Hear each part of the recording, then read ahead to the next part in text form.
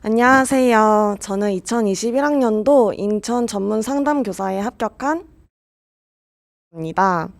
작년에 저도 합격 사례 발표를 들으면서 나도 꼭 합격해서 이렇게 말해보고 싶다라는 생각을 했었는데 이렇게 이러한 기회가 주어져서 정말 감사하고 조금이나마 도움이 되었으면 좋겠습니다.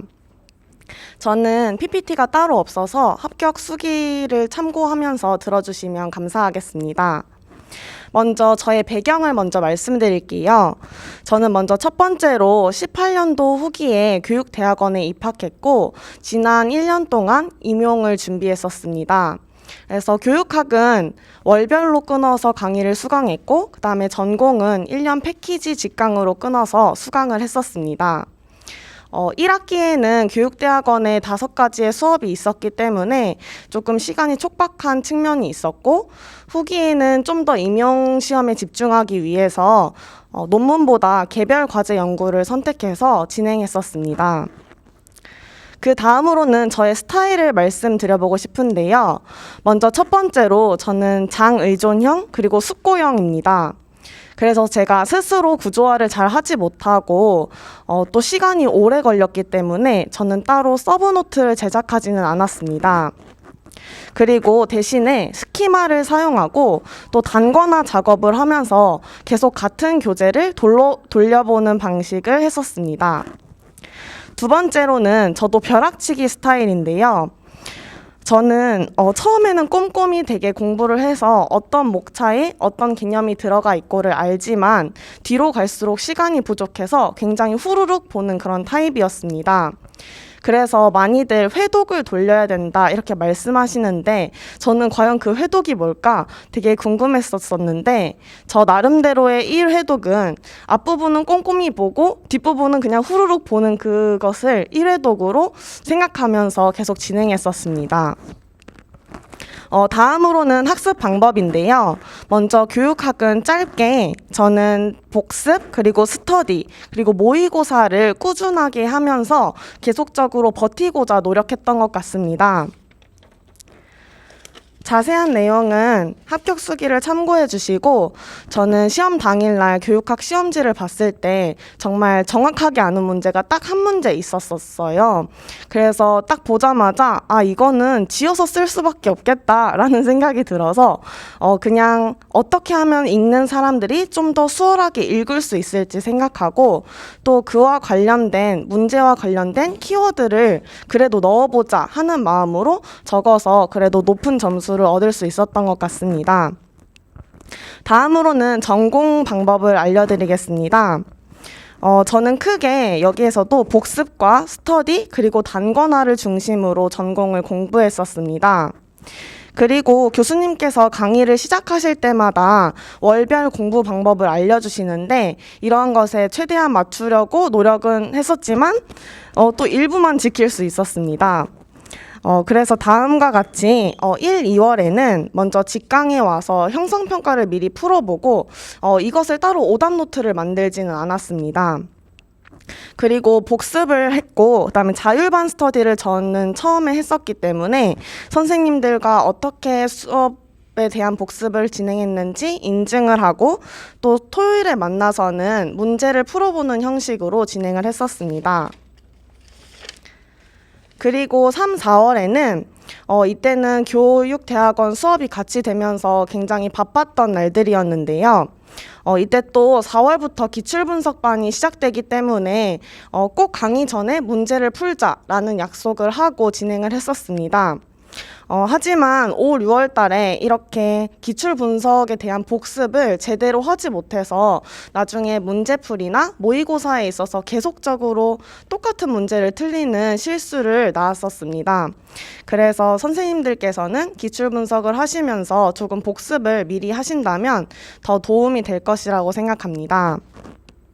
그리고 5, 6월 달에는 저는 관리반 시험 대비를 위해서 짝 스터디를 전화로 진행했었는데요. 이때 아침에 2시간 정도 해당 범위를 정독을 하고 그리고 저녁에는 전화로 인출을 하는 그런 스터디를 계속적으로 진행했었습니다. 그리고 7, 8월에는 그 주에 시험을 보는 과목에 맞게 공부를 해 나갔고, 이상심리를 제가 교생 실습을 나가는 6월 동안에 잘 하지 못했기 때문에 이 부분을 좀 중점적으로 외우고자 했습니다. 물론 그 진단 기준이 정말 똑같이 외워야 하는 것은 맞는데, 처음부터 그게 다 되었던 것은 아니고, 처음에는 괄호에 있는 키워드를 중심으로 외웠다가, 그 후에는 문장 전체를 외울 수 있는 것으로 진행을 했었습니다. 저는 이때 5월 달부터 관리반에 꾸준히 들어가서 7, 8월 달에도 같이 기출 분석에 관한 스터디를 진행했었는데요. 제가 기출 분석을 많이 복습하지 못했던 부분이 있었는데, 이렇게 다른 관리반 선생님들과 영역을 나누어서 꼼꼼하게 복습했던 부분이 조금이나마 다시 한번 보게 하고, 그리고 다시 한번 돌려볼 수 있도록 하게 된 요인이었다고 생각합니다. 그리고 저는 단권화에 있어서도 제가 5, 6월 달부터 시작을 했었기 때문에 굉장히 하반기까지 그 자료를 오려 붙이고 있었는데요. 7, 8월에는 이것을 좀 만회해야겠다라는 생각이 들어서 빨리 붙이고, 그다음에 기출 분석에 관한 것도 단권화를 시키고, 문제풀이를 복습하면서도 이것을 좀 단권화하고자 노력을 했었습니다. 마지막 9월부터 11월까지는 저는 평균 9시간, 그리고 마지막 주만 한 10시간씩 공부를 했었는데요. 제가 이전에 했던 공부 시간은 잘 체크하지 않고 또 기억이 잘 안 나서 못 썼지만, 마지막 부분에서는 꼭 이 정도는 해야 그 주의 양을 끝낼 수 있었기 때문에 꼭 9시간 정도는 했다고 생각합니다. 이때는 이제 회독이 중요하기 때문에 실전 모의고사에 맞게 처음에 교수님께서 편성해 주시는 그 3주차의 목록에 따라서 2번을 돌렸고, 그 다음에 분량이 많은 과목과 적은 과목을 합해서 2주치로 만들어서 이것도 또 2회독을 했었습니다. 그 다음에 마지막 주에만 일주일에 1회독을 하고 들어갔었습니다.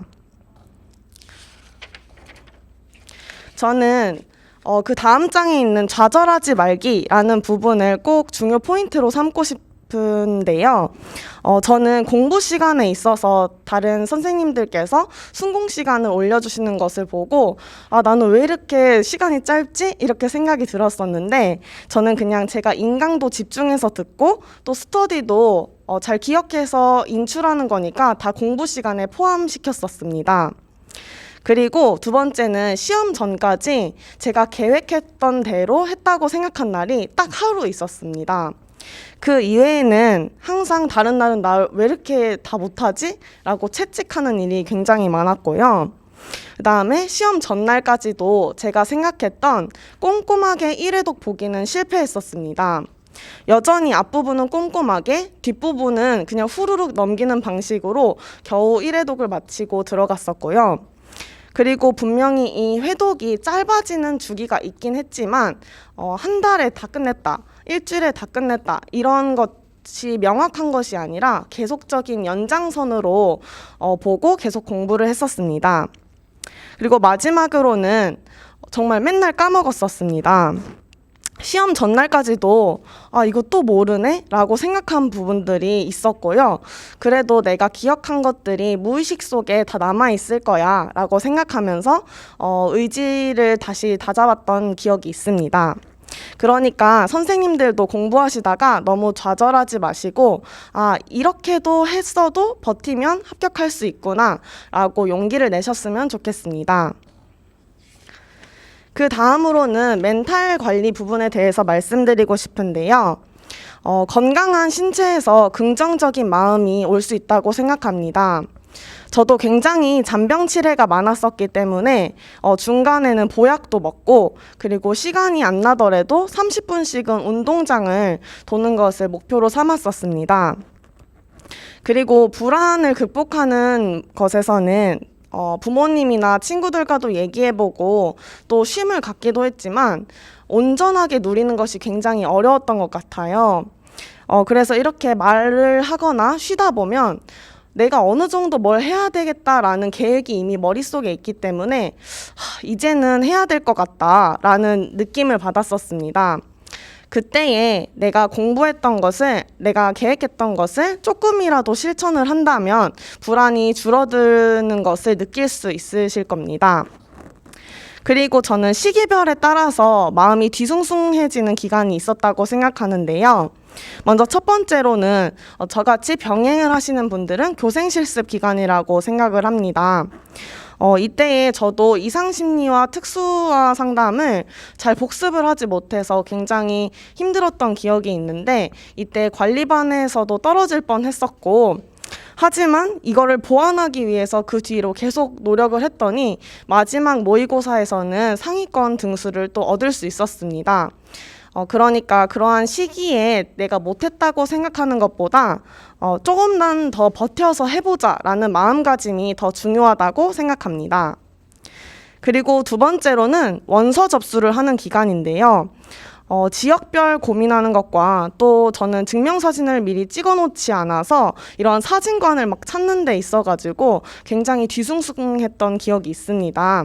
그러니까 선생님들께서는 그런 증명사진도 미리 찍어 놓으시고 내가 어디든 열심히 공부한 게 있으니까 합격할 수 있어 라는 마음을 가지고 소신을 가지고 지원하셨으면 좋겠습니다.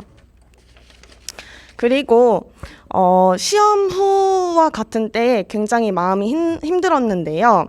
1차 시험 후나 또 2차 시험 후와 같이 다른 사람들이랑 얘기를 해도 결과는 어떻게 될지 모르기 때문에 그 해당 할 수 있는 공부에 집중하시는 것이 더 맞는 방법이라고 생각을 합니다. 그리고 이러한 대학원 병행에 있어서도 선생님들께서 임용 공부를 해야 되는데 라는 생각 때문에 불안이 또 찾아오실 수 있을 것 같아요. 저도 좀 그런 측면이 있었는데 이렇게 온라인 수업으로 진행되는 것을 직접적으로 대학원 수업을 들으면서 2차 시험에 굉장히 도움이 되었다고 생각하고, 또 이러한 키워드를 외울 때에 기존의 지식이 있기 때문에 더 많이 노출되고 더 풍부하게 이해할 수 있어서 좋다고 생각을 계속적으로 했었습니다. 그리고 정말 밀린다고 생각이 들었을 때는 추가 자료 오려 붙이기를 강의를 그냥 들으면서 하는 방식으로도 진행했었습니다. 마지막으로는 그 희소 모의고사나 면접 특강 그리고 모의 면접에 저는 다 참여를 했는데요. 불안하고 당황할 수 있는 요소들을 그와 같은 모의 면접에 참여하면 실전에서 더 당황할 수 있는 요소를 많이 줄일 수 있다고 생각을 합니다. 이러한 부분에 있어서 실전 감각도 익히실 수 있기 때문에 많이 참여하셨으면 좋겠습니다. 그리고 2차 시험은 짧게 말씀드릴 텐데요. 2차 시험은 지금 잘 귀에 들어오시지 않겠지만 많은 선생님들께서 복귀한 것을 올려주십니다. 그때에 조금 자신이 생각한 것보다 되게 무난하고 평범한 답변을 했구나라고 생각이 드실 수도 있어요.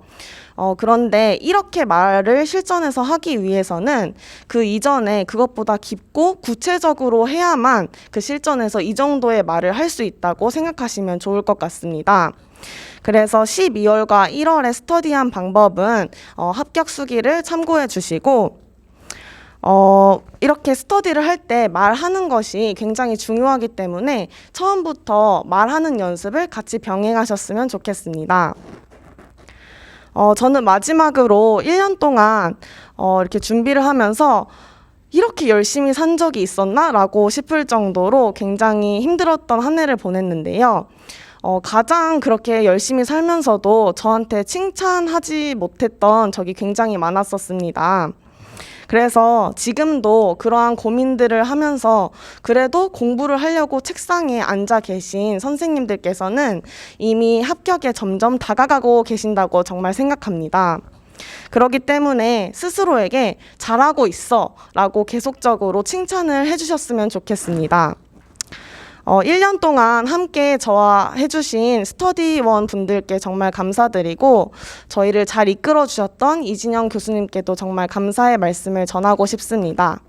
네, 저는 여기까지 합격 수기를 마치겠습니다. 감사합니다.